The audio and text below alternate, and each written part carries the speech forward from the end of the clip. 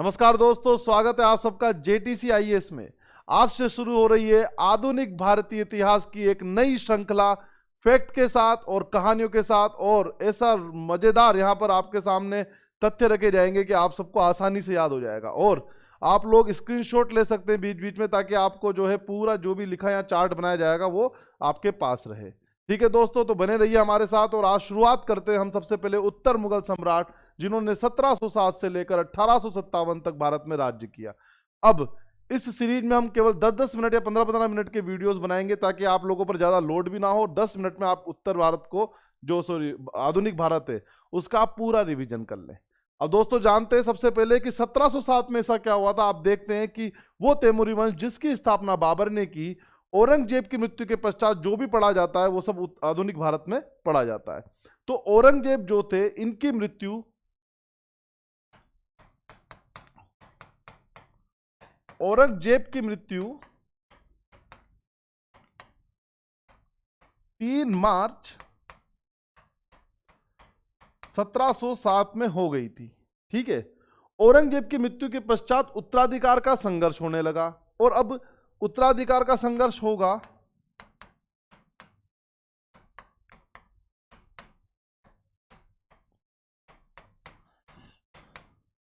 तो औरंगजेब के बेटों के बीच ही होगा, सीधी सी बात है। और ये उत्तराधिकार का संघर्ष जो हुआ वो क्यों हुआ, उसका कारण प्रमुख था, औरंगजेब मरते वक्त एक वसीयत लिख गए। उस वसीयत के अनुसार, औरंगजेब की वसीयत के अनुसार, औरंगजेब के कुल 20 सूबे या 21 सूबे, 20 सूबे जो बताते हैं वो कुछ लेखक 20 सूबे बताते हैं, वहीं कुछ लेखक 21 सूबे बताते हैं। तो 21 सूबे लगभग हम मानते हैं। और उसमें से औरंगजेब ने बताया कि औरंगजेब के सूबे लिख देते हैं, पहले बता देते हैं आपको कि कुल कितने सूबे इनके कब्जे में थे। 21 सूबे थे। ठीक है, ये 21 सूबे कैसे थे, आइए इसकी जानकारी लेते हैं। पहला, 14 सूबे तो इनके उत्तर भारत में थे।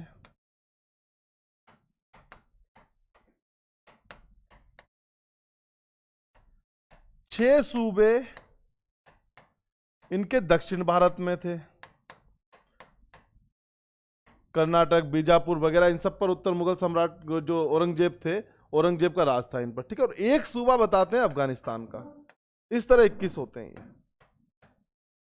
दत्ता राय कौशिक, बीसी मजूमदार, ये सब मिलकर क्या बताते हैं, एक सूबा। ठीक है, वहीं पंडित हरीश चंद्र बताते हैं कि 20 ही सूबे थे। तो कुछ लेखकों का ऐसा है, लेकिन हम 21 सूबे मान के चलेंगे। ठीक है, अब वसीयत के अनुसार देखो क्या हुआ। उन्होंने बोला कि जो 12 सूबे हैं वो उनके सबसे बड़े बेटे जो उस वक्त थे मुअज्जम, इनको दिए जाएं, और दिल्ली पर इनका सत्ता हो। बाकी कामबख्श और आजम में बांट दिए जाएं। क्या है पूरी कहानी, जानते हैं। औरंगजेब के 5 पुत्र थे। कितने पुत्र, 5। अब ये 5 पुत्र जो हैं ये कैसे कैसे थे देख लीजिए।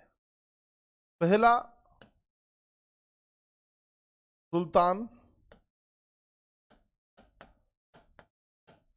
अकबर सेकंड, शाह मुअज्जम, आजम और कामबख्श। ये दोनों औरंगजेब की मृत्यु से पहले ही मर चुके थे। आई बात समझ में, कारण क्या है। और इनको तो विद्रोही पुत्र भी बोला जाता है औरंगजेब का। ये विद्रोह करके मराठा साम्राज्य में चले गए थे। वो कहानी बड़ी इंटरेस्टिंग है। जब मराठा साम्राज्य पढ़ेंगे, जब बताएंगे आपको किस प्रकार ये संभाजी के पास चले गए, वहां शरण ले ली, और फिर औरंगजेब नाराज हो गया संभाजी से, और फिर आक्रमण कर दिया। फिर उसके बाद क्या हालत हुई मराठाओं की, एकदम से कैसे अस्थिरता आ गई। फिर शाहू का पदार्पण कैसे होता है, शाहू को कैद से मुक्ति मिलती है, और किस प्रकार शाहू के बाद मराठा पेशवा आते हैं, बालाजी विश्वनाथ की भूमिका, बालाजी, उसके बाद बाजीराव का जो है अदम्य साहस, बाजीराव ने कैसे पूरा जो है हिंदू पातशाही को आगे बढ़ाने के लिए क्या क्या कितने युद्ध किए, दिल्ली पर कितनी बार उसने जो है लूटमारी की, और दिल्ली को कितनी बार जो है प्रताड़ित किया। ये सब कहानी पूरी पढ़ेंगे। फिर बालाजी बाजीराव ने क्या किया, फिर क्या हुआ ऐसा कि मराठा साम्राज्य जो है अफगानिस्तान, अफगानियों ने आकर मराठा साम्राज्य को वापस से जो है बिल्कुल समेट दिया था। ये सारी कहानी मराठा साम्राज्य के दौरान पढ़ेंगे। अभी हमारा मूल फोकस है क्या है, उत्तर मुगल सम्राट।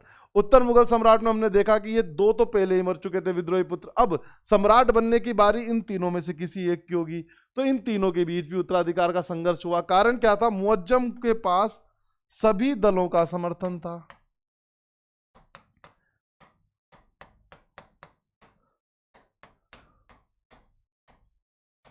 इनके पास सभी दलों का समर्थन था मुअज्जम के पास। और आजम और कामबख्श अपनी को स्वयं को सत्ता पर काबिज करने के लिए मुअज्जम पर आक्रमण करने वाले थे। तो मुअज्जम जो है, इन्होंने जो है जिनसे दो युद्ध लड़े, वो युद्ध कौन कौन से, आइए देखते हैं। बात करें हम सर्वप्रथम तो आजम और मुअज्जम के बीच जजाओ का युद्ध हुआ। जजाओ आगरा के दक्षिण में पड़ता है, आप लोगों को बता दें। जजाओ का युद्ध हुआ जून 1707 में, ठीक है। जजाओ के युद्ध में जो मुअज्जम थे वो जीत गए,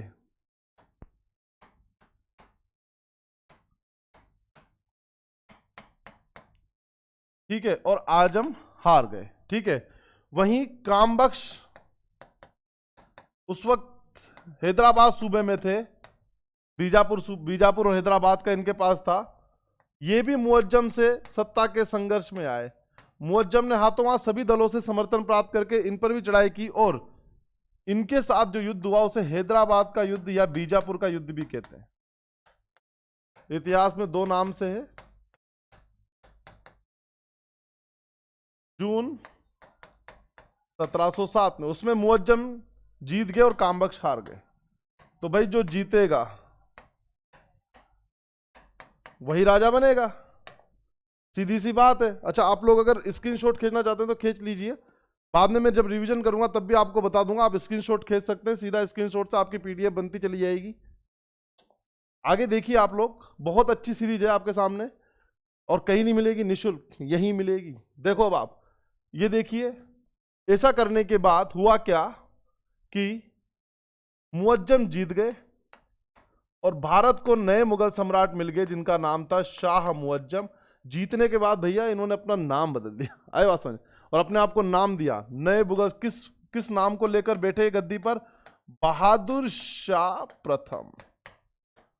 और इन्होंने 1707 से 1712 तक राज किया भाई, और बहुत बूढ़े थे, 63 साल की उम्र थी। 62 साल एनसीईआरटी लिखती है वैसे तो, ठीक है। दूसरा, इनको सभी दलों का समर्थन प्राप्त था। अब यहां दिमाग खराब होना चाहिए भाई पढ़ते वक्त, अगर ढंग से पढ़ रहे हैं तो, और यूपीएससी वगैरह की तैयारी कर रहे हैं तो और ज्यादा, आरएस यूपीएससी बड़े बड़े एग्जाम्स की तैयारी कर रहे हो आप, यूपीपीसीएस वगैरह की, ठीक है। तो सभी दलों का समर्थन प्राप्त था। अभी दल कितने थे, 4 दल थे भाई। पूरी फ्री पढ़ाएंगे भाई, कोई दिक्कत नहीं है, कोई पैसा नहीं लिया जाएगा भाई, है ही नहीं, एप्लीकेशन बनाते ही नहीं हम लोग, हम तो सीधा यूट्यूब पे डाल देते, आपको पढ़ना हो तो पढ़ो, नहीं तो मत पढ़ो, हमें क्या दिक्कत। देखो इधर सभी दलों का समर्थन था। पहला अफगानी दल, दूसरा ईरानी दल, तीसरा भारतीय दल, चौथा तुरानी दल, ठीक है। इनका समर्थन इन्हें प्राप्त था। ये चारों दल, इन दल के जो प्रमुख सदस्य थे, प्रमुख अध्यक्ष होते हैं ना, वो कौन कौन थे। अफगानी दल की बात करें तो मोहम्मद बंगश पठान। इनकी बात करें ईरान की तो ये आगे जाकर बहुत शक्तिशाली सामंत थे। ये सामंत भी थे सारे के सारे। जुल्फिकार खां, आगे जाकर हंगामा करने वाले जुल्फिकार खां, बताएंगे आपको। भारतीय दल सैयद ब्रदर्स, सैयद बंधु, फिर इनके बाद यंगा मचाएंगे, आई बात समझ में। और इन सब के बाद फिर मुगल साम्राज्य में हंगामा ये मचाएंगे तुरानी दल के निजाम उल मुल्क। इनका कोई इतना रोल नहीं है अफगानी दल वालों का।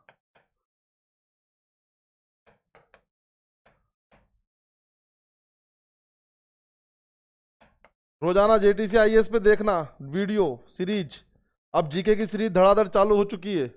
हम इसी तरह बोर्ड पर आएंगे, रोजाना पढ़ाएंगे आपको। चलो आप स्क्रीनशॉट खींच सकते हैं, ठीक है, खींच लिया होगा। चलते हैं आगे, पॉज कर लिया करो, वीडियो को देख लिया करो बार बार, कोई दिक्कत नहीं। इधर देखो अब आप लोग, यहां पर अब देखो कि हमने पिछली बार पढ़ा कि दल कितने थे, ठीक है। अब बहादुर शाह प्रथम जो है क्या क्या काम करते हैं। सबसे पहली बात तो सभी दल के समर्थन से राजा बन गए, ठीक है।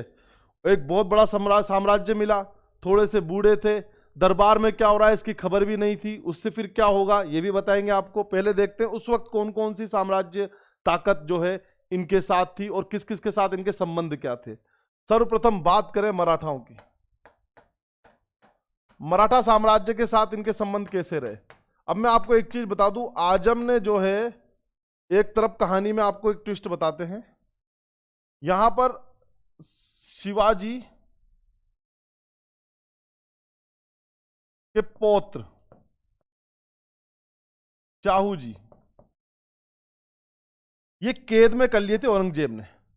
शाहू जी को औरंगजेब में कैद में कर लिया था, और कैद में करने के पश्चात क्या हुआ, शाहू जी को फिर उसके बाद जैसे ही बहादुर शाह प्रथम और ये मतलब औरंगजेब मरे उसके पहले उसके कुछ दिनों के अंतराल में शाहू जी को कैद से मुक्त कर दिया। वो किसने किया था, आजम ने।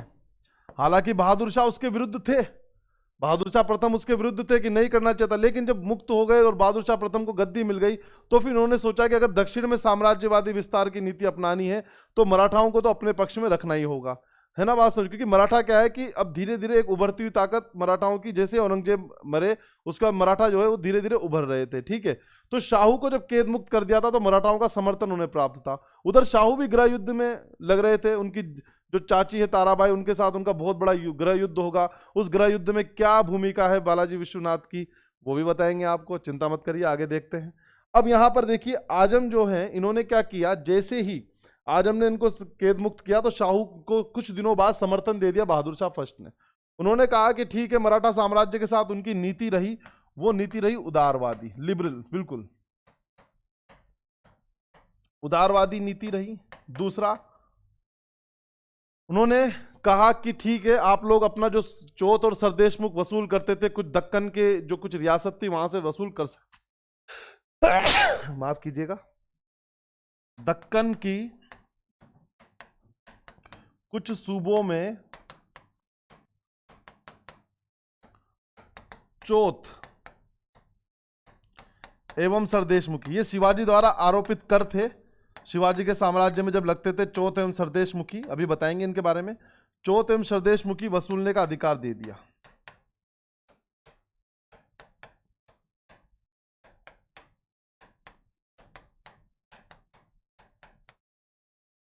ज्यादा से ज्यादा जुड़ जाना भाई, बढ़िया लाइव सीरीज मिलेगी, पूरी पूरी सीरीज फ्री में मिलेगी, कोई चिंता वाली बात नहीं है, ठीक है। अगर फिर भी कोई दिक्कत हो तो इस नंबर पे व्हाट्सअप कर लेना। पीडीएफ भी चाहिए या फिर आपको चाहिए कि ठीक है इन सब के बारे में आपको कुछ डिटेल चाहिए तो आप आ सकते हैं, ऑफलाइन बेच भी चल रहे हैं। अब आप देख लीजिए, चौथ एवं सरदेश मुखी वसूलने का अधिकार दे दिया। अब ये क्या होते हैं आइए समझते हैं। चौथ और इधर समझते हैं सरदेश मुखी। या आपने मुंबई में एक चीज है हफ्ता वसूलने का, हफ्ता दे हफ्ता दे हफ्ता दे हफ्ता हफ्ता सुना हुआ ना आपने, क्यों देते हैं, सिक्योरिटी टैक्स था एक प्रकार से, सुरक्षा कर था ये। सुरक्षा कर कैसे भाई, शिवाजी साम्राज्य की जब सेना जब बाहर कहीं जाती थी वहां पर जब आक्रमण करते थे तो वहां पर जब वो जो धनराशि मिलती थी लूट की उनको उसको लेकर आते थे तो वो बोलते थे कि भाई हम आप पर आक्रमण करना छोड़ देंगे यदि आप हमें एक निश्चित प्रकार का कर देना प्रारंभ कर दें, जिसको बोलते थे चौथ। यानी कि मराठा साम्राज्य के बाहर के लिए से बाहर वाले क्षेत्र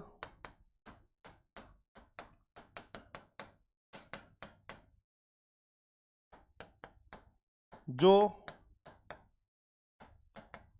शिवाजी के अधीन थे उनसे एक प्रकार का सुरक्षा कर लिया जाता था ये, और इस चौथ की जो मात्रा थी वो थी 25% कुल आय का, यानी कि 1/4 भाग, इसलिए इसको बोलते हैं चौथ। 1/4 भाग था चौथ, ये होता था। सरदेश मुखी क्या थी, मराठा साम्राज्य में ही जो व्यक्ति काम कर रहे हैं उनसे ये टैक्स वसूला जाता था जो भी व्यापारी वर्ग या जो भी वर्ग था उससे जो वसूला जाता था, उसका कारण क्या था कि शिवाजी यहाँ के प्रमुख है। शिवाजी कौन है? प्रमुख है। और इसके सरदार होने के कारण और उनकी सरदारी में आप लोग काम कर रहे हैं।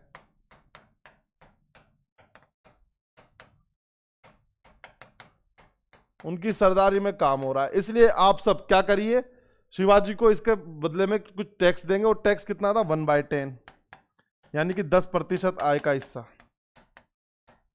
और भी कई टैक्स थे, वो जब मराठा साम्राज्य पढ़ाएंगे ना तब आपको बताएंगे। अभी इन दो का जिक्र हुआ था तो इन दोनों के बारे में मैंने आपको समझा दिया। अच्छा, ऐसा नहीं है कि इनकी डेफिनेशन यही रहेगी, परिस्थितियों के हिसाब से बदलते रहेंगे, लेकिन जो रेट है वो ये रहेगी 10% और ये 25%। हाँ, कुछ चौथ 4 प्रकार की थी शिवाजी के राज्य में, वो चौथ के बारे में आपको बताएंगे अलग अलग। तो इसलिए एक तरह से रिजिड मत हो जाना, ये बस समझाने के लिए आपको बताइए, है ना। आगे चलते हैं। मराठाओं के साथ उदारवादी नीति रही। अच्छा, आप इसका स्क्रीनशॉट खींच सकते हैं, चाहो तो इसका स्क्रीनशॉट ले सकते हैं, ठीक है। आगे चलते हैं। अब क्या रहा इनका मराठा के अलावा? फिर एक थे राजपूत राज्य। राजपूत राज्य में 2 जने थे, आमेर नरेश जयसिंह। आमेर मतलब जयपुर।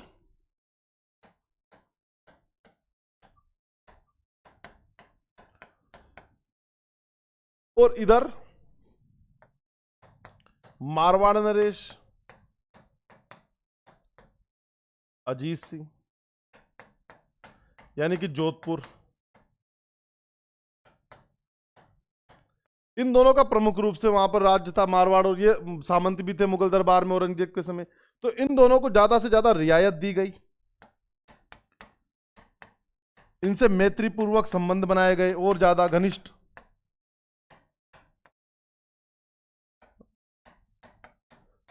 संबंध बनाए गए,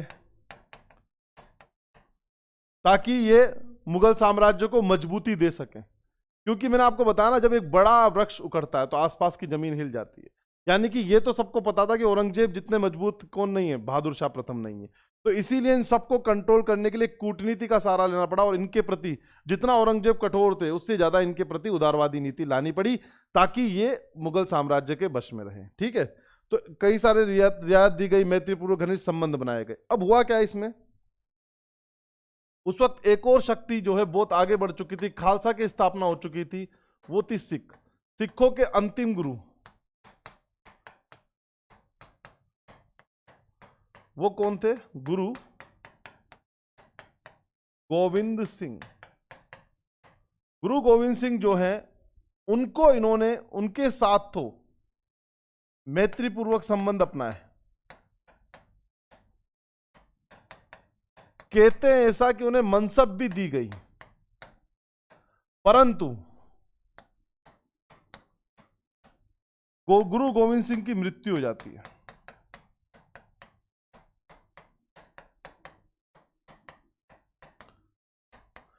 और गुरु गोविंद सिंह की मृत्यु के बाद कमान अपने हाथ में संभालते हैं एक डोगरा राजपूत, जिनका नाम है बंदा बहादुर। ये डोगरा राजपूत थे, और ये कमान संभालेंगे, और इसीलिए, और इन्हें सिखों में एक नाम से जाना जाता है भैया, सच्चा बादशाह। पूछा जा सकता है आपसे, पूछ ले तो याद रखना, बंदा बहादुर को सच्चा बादशाह के नाम से भी जानते हैं, और डोगरा राजपूत थे ये शिष्य थे गुरु गोविंद सिंह के। गुरु गोविंद सिंह ने इन्हें प्रेरणा दी, खालसा में जोड़ा। तो बंदा बहादुर के साथ क्या रहा? संघर्ष रहा मुगल सम्राट का। इन्होंने लड़ाई लड़ी, और इनके साथ कई जगह पर गृह युद्ध, मतलब आपस में छिटपुट युद्ध होते रहे, ठीक है, संघर्ष होता रहा। तो के साथ संघर्ष रहा किसका? बहादुर शाह फर्स्ट का। तो तीनों ताकतों के बारे में मैंने आपको बताया कि उन्होंने, बहादुर शाह प्रथम जो प्रमुख ताकत है, जैसे तो फिर छत्रसाल, जाट, बुंदेला, कई सारे होंगे, पर हम प्रमुख चीजों को ध्यान में रखेंगे, ठीक है। तो मराठाओं के साथ उदारवादी रहे, राजपूतों के साथ उदारवादी रहे, मैत्रीपूर्वक संबंध स्थापित किए, उन्हें रियायतें भी दी, कुछ रियासतें भी उनको प्रदान की, जागीरें दी, उनको खुश किया। और सिखों के साथ गुरु गोविंद सिंह तक तो मामला सही था, लेकिन उनकी मृत्यु के पश्चात बंदा बहादुर ने सीधा लड़ाई लड़ी उनसे, और उनके साथ एक संघर्ष हुआ उनका, ठीक है। अब होता क्या है, 1712 में मुगल बादशाह की मृत्यु हो जाती है, ठीक है। और मृत्यु के बाद छिड़ जाता है गृह युद्ध। मृत्यु के बाद क्या हो जाता है? गृह युद्ध छिड़ जाता है। इस गृह युद्ध के कारण बताते हैं कि इन्हें 10 दिन तक शव को दफनाया नहीं गया था। इस गृह युद्ध के कारण ऐसा बताते हैं। ठीक है, अब गृह युद्ध हुआ और उसके बाद फिर इनका जो एक कम योग्य पुत्र था, जिसका नाम है, आने वाले मुगल सम्राट रहेंगे जहांदार शाह, जिनके बारे में पढ़ेंगे अगले लेक्चर में। ये भारत के नए मुगल सम्राट जहांदार शाह बनते हैं। ठीक है, और जहांदार शाह जो है ये बनते किसकी मदद से हैं? इस बार दल सक्रियता बताते हैं अपनी, यानी कि इस बार स्पष्ट रूप से ईरानी दल, जुल्फिकार खां अपना स्पष्ट प्रभाव छोड़ते हैं और ईरानी दल के शक्तिशाली सामंत थे जुल्फिकार खां, इनके समर्थन से ये लोग जीत जाते हैं। ठीक है, या आप यहां लिखिए बादशाह, मुगल बादशाह बन जाते हैं। ठीक है, इनके समर्थन से अगले मुगल सम्राट बनते हैं।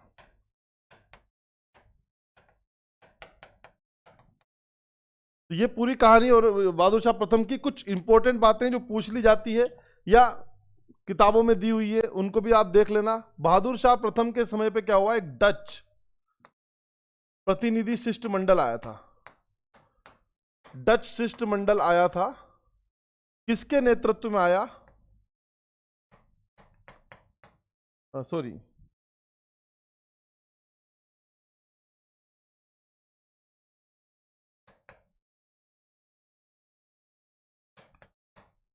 केटलर के नेतृत्व में आया। कहा जाता है कि इनके स्वागत की प्रमुख योजना जो बनाई थी वो जूलियाना ने बनाई थी। जूलियाना एक पुर्तगाली स्त्री थी, जिन्होंने इनके जो दल आया था, डच शिष्टमंडल आया था केटलार के नेतृत्व में, इसका स्वागत किया था और एक महत्वपूर्ण भूमिका भी इन्होंने निभाई थी, जिससे बहादुर शाह प्रथम बहुत खुश हुए थे और जूलियाना को इन्होंने बीवी या फिदवा की उपाधि दी थी।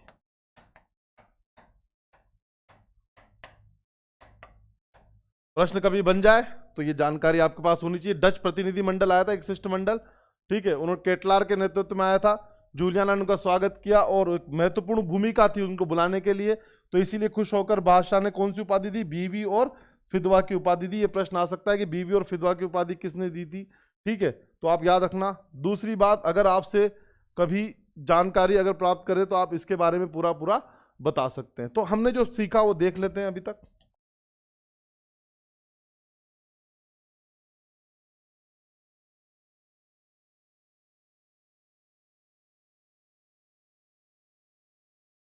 आप देख रहे हैं कि मैंने आपको उत्तर मुगल सम्राट बताया, औरंगजेब की मृत्यु के बारे में बताया, उत्तराधिकार के संघर्ष के बारे में बताया, किस तरीके से सूबे थे उनका आपको बंटवारा बताया, वसीयत के बारे में बताया। फिर मैंने आपको बताया कौन कौन से उनके पुत्र थे और क्या क्या स्थिति थी उस वक्त दरबार में, किसको सभी दलों का समर्थन प्राप्त था, मुअज्जम को प्राप्त था, दोनों भाइयों से कैसे उत्तराधिकार का युद्ध हुआ। उसके पश्चात फिर मैंने आपको बताया शाह मुअज्जम ने क्या क्या किया, कौन से 4 दल थे उनके। ठीक है, और वहां पर उस दरबार में दल थे, उनके प्रमुख कौन कौन थे और क्या क्या भूमिका रहेगी। फिर उसके बाद मैंने आपको बताया कि बहादुर शाह प्रथम ने मराठा साम्राज्य के साथ कैसी नीति अपनाई और मराठा साम्राज्य में उस वक्त कौन थे प्रमुख चाहू थे, इसके बारे में मैंने आपको पूरा बताया। और आजम ने इनको कैद मुक्त किया था। प्रश्न पूछे कभी भी ये मत सोचना कि इन्होंने किया था, इन्होंने नहीं, आजम ने किया था, इन्होंने तो बाद में समर्थन दे दिया। ठीक है, क्योंकि दक्षिण साम्राज्यवादी विस्तार नीति पर कहीं ना कहीं उनका थोड़ा सा मराठाओं के साथ मैत्रीपूर्ण संबंध रहेंगे तो वो सफल जाएगी नीति। ठीक है, आगे देखिए। फिर उसके बाद मैंने आपको चौथ और सरदेश मुखी के बारे में बताया। फिर राजपूत राज्यों के साथ कैसा संबंध था, आमेर नरेश के साथ, जोधपुर नरेश के साथ रियायत दी, जागीरें प्रदान करी इनको, यानी कि एक सम्मान दिया दरबार में और ज्यादा तो ये खुश हो गए। ठीक है, फिर उसके बाद हमने आपको बताया किस प्रकार सिखों के साथ संबंध रहे। गुरु गोविंद सिंह को तो मनसब भी दी, यहाँ तक कि मैत्रीपूर्वक संबंध स्थापित करना चाहा, लेकिन उनकी अकाल मृत्यु हो गई और मृत्यु भी होने के 1708 के आसपास ही इनकी मृत्यु हो गई, तो ज्यादा समय तक इनका संबंध नहीं रहा। लेकिन उसके बाद जो कमान हाथ में आई वो बंदा बहादुर के हाथ में आई और फिर क्या हुआ ये मैंने आपको बताया, इनके साथ संघर्ष होता रहा। फिर किस प्रकार से इनकी मृत्यु हो गई और मृत्यु होने के बाद गृह युद्ध छिड़ गया और कम योग्य पुत्र जहांदार शाह जो है वो बन गया और उनकी मदद से जुल्फिकार खां की मदद से जहांदार शाह बनेंगे। और फिर मैंने आपको एक प्रमुख चीज डच शिष्टमंडल बीबी फिदवा की उपाधि दी, ये बताया। अब एक लास्ट चीज आप लिख लीजिए कि जब कोई भी मुगल सम्राट या कोई भी सम्राट अगर मरते हैं तो उनके ऊपर कुछ बातें लिखी जाती है, कुछ विचार आते हैं, वो क्या है। सबसे पहले एक इतिहासकार है, उनका नाम है खफी खां। खफी खां ने क्या बताया वो देख लीजिए। खफी खां के अनुसार इनको नाम दिया गया शाह बेखबर। शाह बेखबर इनको उपाधि दी गई क्योंकि इन्हें दरबार में इनको पता ही नहीं होता था कि क्या हो रहा है, तो इसलिए इन्हें शाह बेखबर बताया गया। ठीक है, दरबार की कई सारी बातों से बेखबर थे ये, है ना। और एक थे sir Sydney oven. Sir Sydney oven, तो सर सिडनी ओवन के मतानुसार, इनके मतानुसार मात्र अंतिम मुगल सम्राट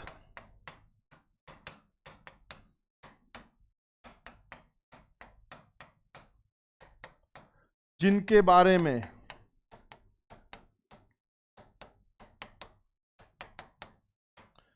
कुछ अच्छे शब्द कहे जा सकते हैं या कुछ अच्छा लिखा या पढ़ा जा सकता है, ऐसा बताया सर सिडनी ओवन ने। ठीक है, तो ये दो इतिहासकारों के मत थे। ये इनका उपनाम कई बार एग्जाम में आ चुका है, शाह बेखबर के नाम से किसको जाना जाता है। ये उत्तर मुगल सम्राट यहां पर समाप्त हुआ। कौन सा? बहादुर शाह प्रथम। अगले जहांदार शाह के बारे में पढ़ेंगे, ऐसे करके पूरी एक सीरीज चलेगी लेक्चर वाइज। साथ रहिए मेरे, पूरा इतिहास आपको इस तरह से मिल जाएगा बिल्कुल फ्री, कहीं कोई कोर्स लेने की आवश्यकता नहीं है। बस बने रहिए JTC IAS के साथ। धन्यवाद।